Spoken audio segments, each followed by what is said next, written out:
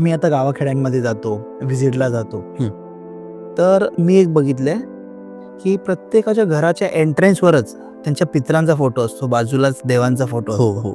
शेवटी देव आणि पित्र ह्यामध्ये फरक आहे.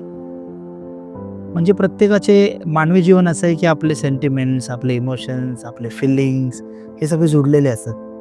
पण ज्या गोष्टी जेव्हा करायच्या त्याच वेळेला केल्यात आणि शास्त्रांनी सांगितलेले आहेत कधी कराव्यात म्हणून. जसं मी तुम्हाला आता एक्सप्लेन केलं पितृपक्षाचं.